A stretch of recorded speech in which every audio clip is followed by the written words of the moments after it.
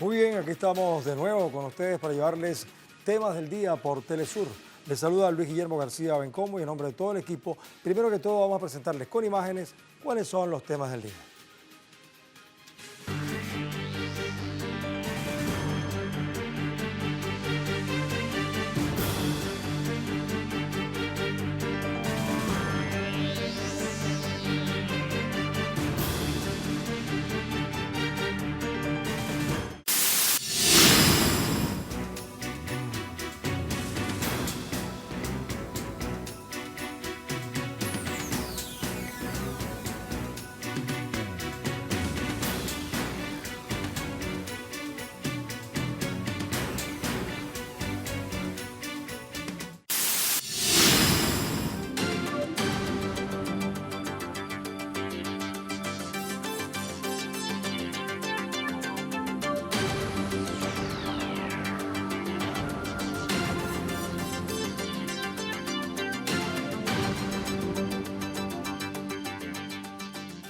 Bien, una vez conocidos entonces los temas principales que vamos a llevar hoy, vamos a pedirles, como siempre, que se incorporen al programa. Esta es la parte más interesante, cuando ustedes participan en la encuesta que hacemos en Telegram, en nuestra cuenta de Telesur TV. Aquí tienen la pregunta, pero vamos a contextualizarla. Vamos a ver de qué se trata. Cuba aprobó transformaciones del modelo económico y social, buscando superar la política agresiva y asfixia del gobierno de Estados Unidos. Entonces nos preguntamos y les preguntamos, ¿por qué emprende Cuba este proceso? Hay 4 opciones. Una, porque la revolución cubana es autocrítica. Otra es porque el bloqueo genocida está obligando a cambios urgentes. 3, es que el gobierno de Estados Unidos está obligando los cambios. Y 4, Cuba se adapta a la geopolítica mundial. Recuerden que en Telegram solo cabe una respuesta, pero entre todas las respuestas de ustedes confeccionamos la tendencia. Esperamos su participación en Telegram, en Telesur TV.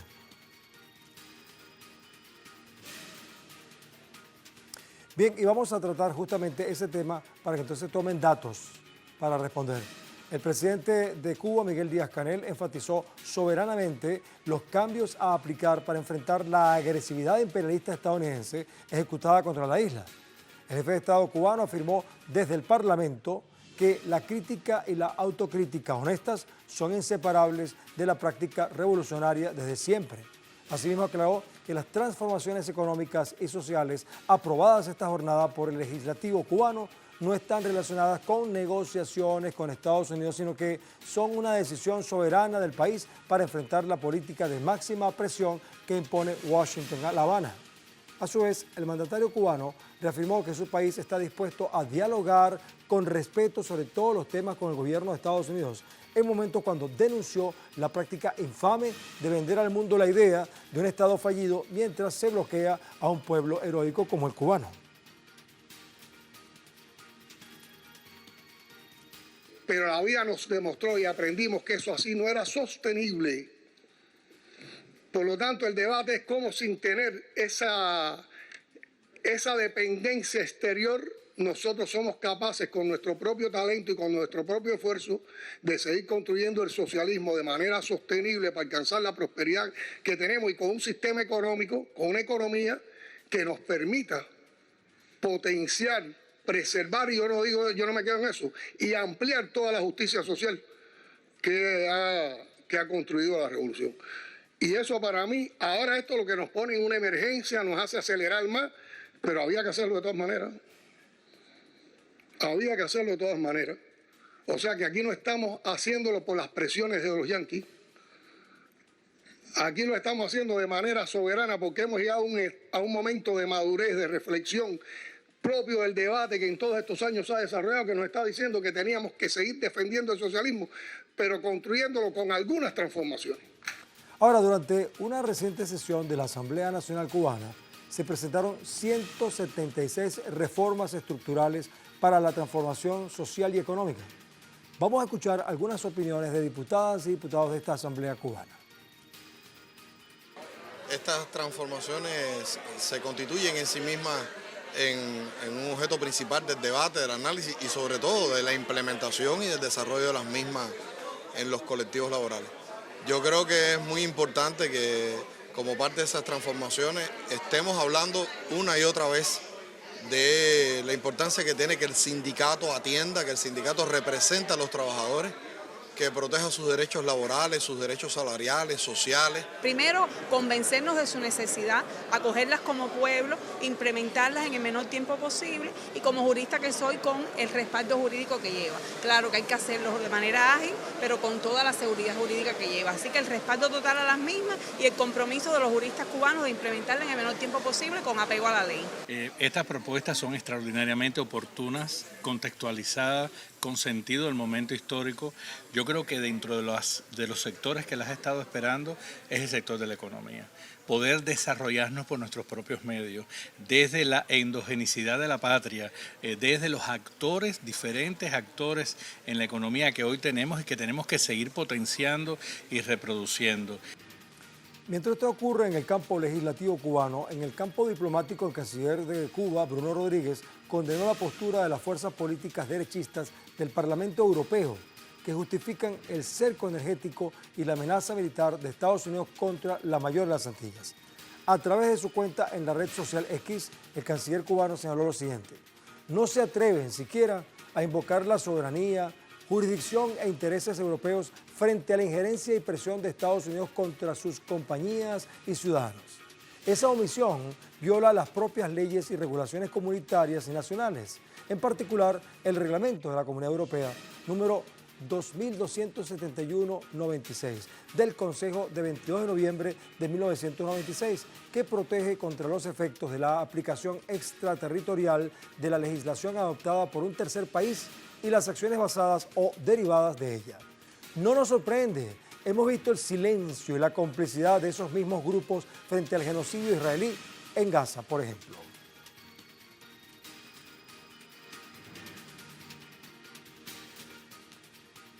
Bueno, por cierto, entonces hemos observado que Cuba está dando un paso histórico hacia la modernización de su sistema productivo, aprobando 176 reformas o transformaciones en sectores para hacer frente al recrudecimiento del bloqueo económico impuesto por Estados Unidos.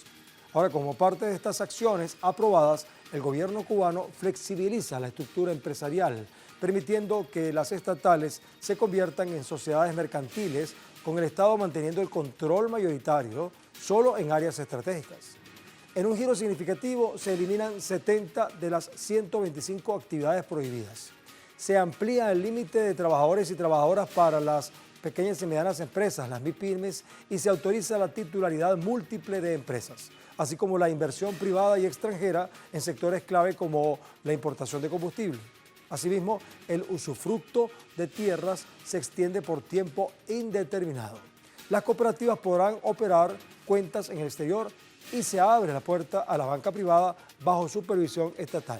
En lo social, el salario mínimo subirá 53% a partir de julio, beneficiando a la mitad de los trabajadores y trabajadoras, y se crea un fondo de protección social para los más vulnerables mientras se eliminan subsidios generalizados.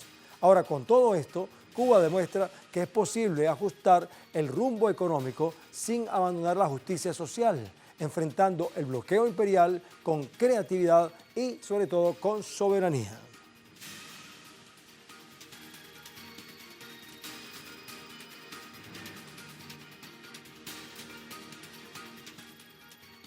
Ahora, frente a Cuba, a la situación que vive el país, el Partido Comunista de India criticó y además reiteró su compromiso y respaldo a Cuba ante las amenazas de Estados Unidos contra la población de la isla caribeña. La organización ratificó su compromiso con la lucha del pueblo cubano en la defensa del socialismo y la protección de su patria durante reuniones y seminarios de solidaridad antiimperialista con La Habana. Los líderes políticos indios, es decir, de la India, también denuncian el bloqueo económico de Estados Unidos contra la nación caribeña. El partido, estamos hablando del Partido Comunista de India, exhortó a Nueva Delhi, a India, a actuar en solidaridad con la isla desde el movimiento de países no alineados. Y estas actividades se dan en el contexto del homenaje a Che Guevara y a Fidel Castro.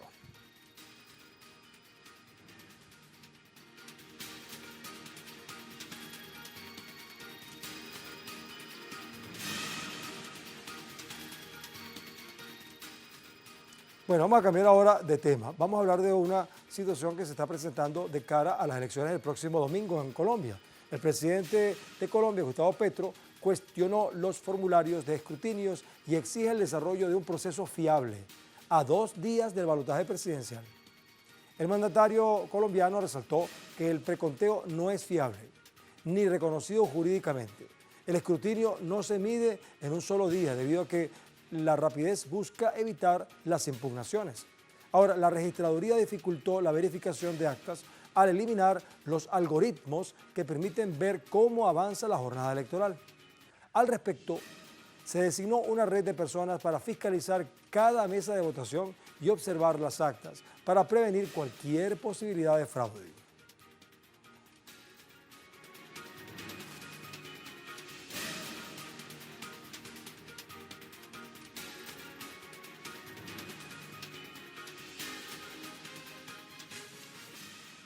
Bien, vamos a acercarnos un poco más a la información. Vámonos con una compañera que siempre ha estado atenta a esto, muy trabajadora, Tatiana Portela desde Colombia. Tatiana, ponnos al día entonces cómo están las cosas. Te ríes por lo de trabajadora, pero no, es justamente por el trabajo fuerte que estamos haciendo, ¿no? Para las elecciones del domingo. ¿Cómo están las cosas hoy? Así es, un saludo para ti y para todos nuestros televidentes. Seguimos muy pendientes minuto a minuto de esta segunda vuelta presidencial y en medio de esta jornada que se avecina para el próximo 21 de junio, pues el presidente Gustavo Petro ha emitido varios pronunciamientos. Uno de ellos tiene que ver con la injerencia que ha hecho Estados Unidos, específicamente el presidente Donald Trump, Bernie Moreno y el mismo Marco Rubio, el secretario de Estado, quienes han intervenido directamente en las elecciones, llamando a votar por el candidato Abelardo de la Espriella, el candidato de extrema derecha. El presidente Gustavo Petro cuestionó esta injerencia contra las elecciones y le pidió al pueblo colombiano que no permitan esto y que sean los ciudadanos, el voto, la democracia, quienes decidan en las urnas cuál va a ser el futuro de Colombia, por lo menos durante los próximos 4 años. Pero no solamente pasa eso en el ámbito internacional, ahora en el ámbito nacional, el Pacto Histórico y varios miembros delegados de la Comisión Nacional de Garantías Electorales pidieron de manera extraordinaria una reunión con el Procurador General de la Nación, Gregorio El Hash, porque tienen varias denuncias sobre irregularidades que se presentaron en el escrutinio. El escrutinio es cuando finalmente se sabe cuáles son los resultados reales y legales de los votos, de los sufragantes. Lo que dicen ellos es que hay varias inconsistencias que se han descubierto en el escrutinio. Una vez terminan las votaciones, se cierran las mesas. Por eso piden esta, digamos, reunión express con Gregorio El Hash, con el Procurador General de la Nación. Y esto también, ¿en qué contexto? Que es importante advertir a la audiencia de Telesur. Pues esto se da también porque hay un fallo del Consejo de Estado del 2018 que le ordenaba al Consejo Nacional Electoral y a la Registraduría Nacional, los entes que controlan y vigilan las elecciones, que se tenía que tener un software de propiedad del Estado y que adicionalmente debía hacerse una auditoría forense a, digamos, los diferentes software que hay en este tema de las elecciones, que es el escrutinio y el preconteo. Pues bien, a pesar de que hay un fallo del Consejo de Estado, ese fallo no ha sido, digamos, aceptado, o más bien no ha sido cumplido por el registrador Hernán Penagos, quien ha señalado que hay observadores internacionales, que entrega un código fuente, pero en realidad la auditoría a ese código fuente jamás se entregó. Lo que dicen los integrantes de la Comisión Nacional de Garantías es que se había entregado un código que aparentemente es como un maquillaje, una base, pero que en profundidad no se puede hacer una auditoría forense para saber y vigilar y hacer veeduría a eso. Esas son las preocupaciones que se dan, y en medio de eso, de esa negación de los funcionarios que son los garantes de esas elecciones, pues entonces piden una reunión express con el Procurador General también para que en el momento de los escrutinios los jurados de votación no cometan errores o irregularidades que puedan afectar el resultado final de las elecciones. Y por eso también hacen un llamado muy claro, y es a los testigos electorales a estar muy presentes una vez se cierren las mesas de votación. Eso en este panorama, digamos, a solo 3 días, ya casi casi 2 días, vamos a decirlo, de las elecciones presidenciales. Ese es el panorama, injerencia norteamericana, pedido a las auditorías que no se respeta por parte de una autoridad, digamos, judicial, que no respetan funcionarios, pero adicionalmente a eso pocas garantías en la transparencia del escrutinio que definirá, bueno, cuál va a ser el nuevo presidente de Colombia durante los próximos 4 años. Bueno, Tatiana, creo que abordaste casi todo. No tenemos tiempo para más, pero quedó pendiente lo de la nacionalidad de Abelardo de la Espriella, la denuncia que hay con respecto a doble nacionalidad estadounidense colombiana. No lo puedes hablar ahorita, pero no tenemos tiempo. ¿Oíste? Pero gracias, estamos pendientes con eso. Sí, estamos a millón, ¿verdad? Bueno, tranquilo, no se preocupe que Telesur tiene tiempo para eso y más. Vamos a ver cuál es nuestra imagen del día. ¿Cuál es? Ahí está. Vamos a ver si podemos decodificar la imagen. Yo veo como unos canales. Bueno, ¿qué será? Se conmemora el 23 aniversario de la puesta en marcha de las esclusas de la presa de las Tres Gargantas, el mayor proyecto hidroeléctrico del mundo. Este complejo sistema de navegación fluvial se ubica en Yichang, en la provincia de Hubei, sobre el río Yangtze, el gran río de China. Entonces estamos viendo esto, qué impresionante, como siempre los chinos nos dejan la boca más abierta de lo acostumbrado.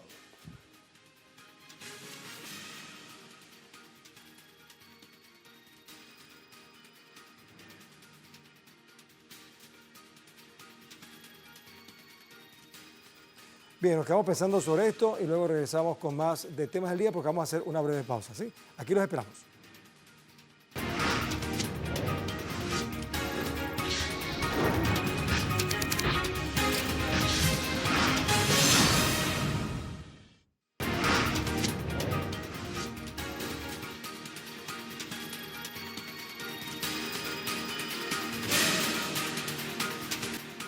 Bien, seguimos en temas del día. Vamos a ver cómo está esa participación de ustedes. Nuestra cuenta de Telesur TV en Telegram. Recuerden la pregunta, vamos a recordarla, la acercamos, la aproximamos. Vamos para. Muy bien, así es. Ese equipo está fabuloso. Mira, Cuba aprobó transformaciones del modelo económico y social, buscando superar la política agresiva y la asfixia del gobierno de Estados Unidos. Y nos preguntamos y les preguntamos para que ustedes participen. ¿Por qué emprende este proceso? Bueno, hay 4 opciones. La revolución cubana es autocrítica, como revolución al fin, ¿verdad? Segundo, el bloqueo genocida, estamos hablando de Estados Unidos, el bloqueo, obliga a cambios urgentes. Ahora, el gobierno de los Estados Unidos, esa es la tercera opción, está obligando los cambios. Y 4, Cuba se adapta a la geopolítica mundial. Y algunos dirán, bueno, pero es que todas son válidas. Bueno, puede ser, pero ustedes tienen que coger una en Telegram para ver cuál es la tendencia que ustedes mismos van creando con su participación.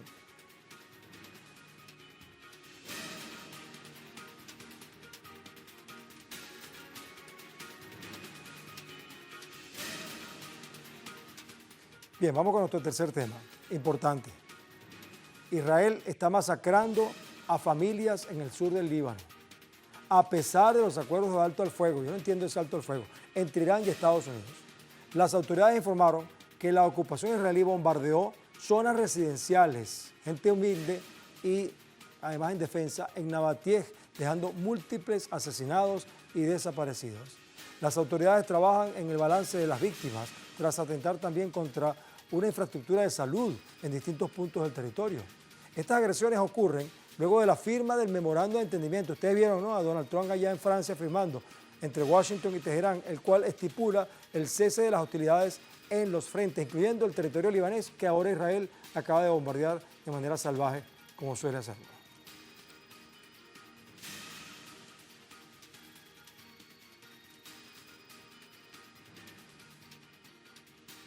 Ahora, hablemos de Suiza. Se ve bonito, ¿verdad? Pero es que ahí se están tejiendo muchas cosas.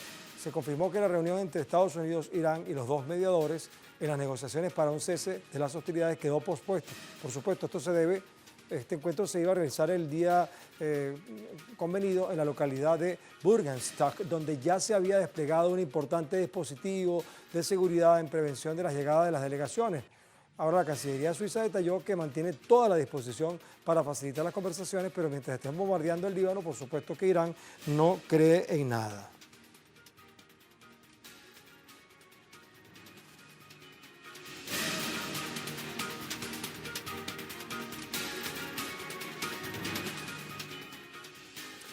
Hacemos punto y seguimos.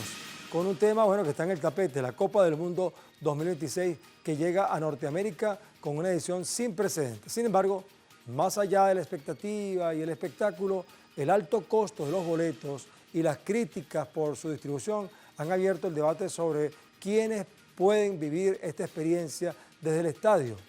Vamos a conocer más cosas sobre esta polémica que todavía persiste aquí en Temas del Día.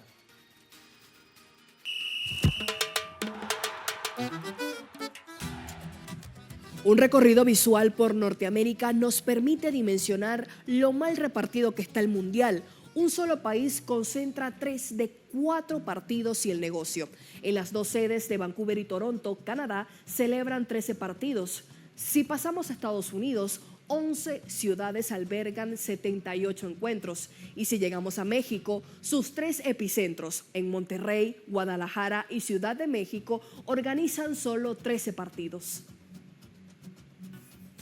Este es un boleto para la final del 2026. Cuesta $2,000. Ahora pensemos en 3 personas: un trabajador, un estudiante, una madre o padre de familia. Alguno puede pagarlo.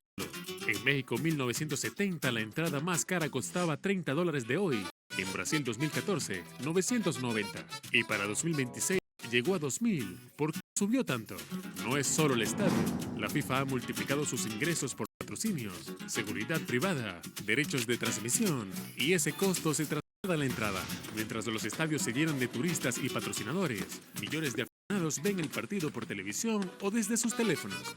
El Mundial 2026 será inolvidable para quienes entran al estadio. La pregunta es, ¿para quiénes más? La Copa del Mundo une a millones en una misma pasión, pero el creciente costo de sus entradas la convierte en un espectáculo para pocos. Para este mundial, la venta final de boletos desató una ola de quejas a nivel global, debido al desorbitado incremento en los precios y a la falta de transparencia en la distribución de las localidades. Los aficionados han expresado frustración por las interminables colas virtuales bajo el sistema de orden de solicitud de compra, la rápida desaparición de los boletos para partidos específicos y el hecho que las mejores ubicaciones no coincidan con las categorías de precios anunciadas. La FIFA está señalada por el uso de una estrategia de reventa que le permitió cobrar 2 veces la misma entrada, lo que representaría un ingreso adicional a los $3,000 millones que el organismo rector del fútbol espera recaudar con ticketing y hospitalidad combinados. Las fiscalías generales de Nueva York y Nueva Jersey investigaron formalmente este caso. La combinación de barreras burocráticas y financieras transforma la fiesta popular del fútbol en un negocio exclusivo para las élites económicas transnacionales. Por la experiencia dentro o fuera del estadio durante el Mundial de Fútbol 2026, si lograste acceder al sistema de venta y ya tienes tu boleto de entrada al estadio, si venciste el caos generado en la entrada y te encuentras dentro del recinto, desde acá te felicito porque has hecho lo que muchos fanáticos no podemos. Ahora prepárate porque la experiencia en las gradas exige una cartera tan resistente como tu paciencia de aficionado. Ojo al dato, los precios de alimentos y bebidas en el renovado estadio de fútbol Banorte en México varían entre 6.50 y $12.50 por snacks y platos locales, mientras que los paquetes para palcohabientes oscilan entre $320 hasta $15,000. Las bebidas individuales tienen un costo aproximado de $6.50 a $10.35 por unidad, según información del estadio.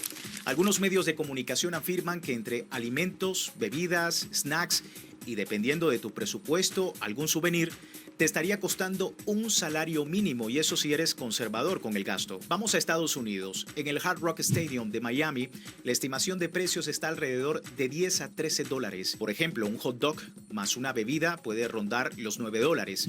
En el Nissan Stadium de Nashville, Tennessee, una bebida promedio se vende en $10.73.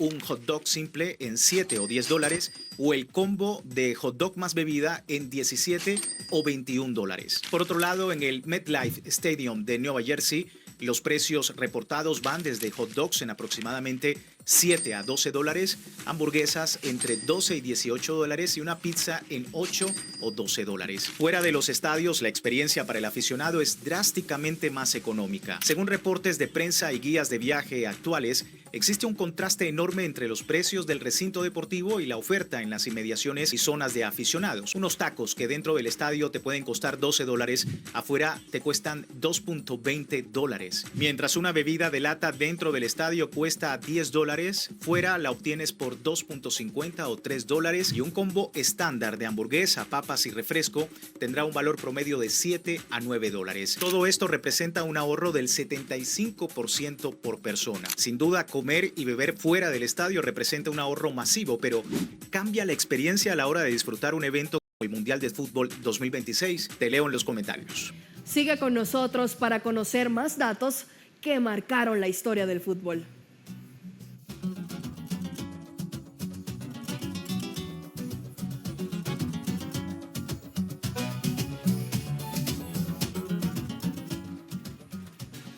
Bueno, por eso es que muchos dicen que la pelota no se mancha. Vamos a ver el resultado de la participación de ustedes hoy en nuestra encuesta a través de Telegram, o Telegram, como quieran llamarlo, en Telesur TV. Vamos a recordar el contexto de la pregunta. Cuba aprobó transformaciones del modelo económico y social buscando superar la política agresiva y asfixia del gobierno de Estados Unidos. La pregunta es, ¿por qué emprende este proceso? Entonces, bueno, se impuso con la mayor participación la segunda opción que dice, el bloqueo genocida obliga a cambios urgentes. 2/3 participó allí. Otra opción que también se impuso fue que la revolución cubana es autocrítica. En tercer lugar, podemos decir que Cuba se adapta a la geopolítica mundial y la última fue gobierno de Estados Unidos está obligando los cambios. Y algunos dirán, bueno, ¿algunas de estas opciones se pueden complementar? Sí, sin duda alguna. Pero bueno, muchas gracias por su participación. Bien, bueno, hasta la próxima. Nos vamos rapidito. Feliz fin de semana de mi parte.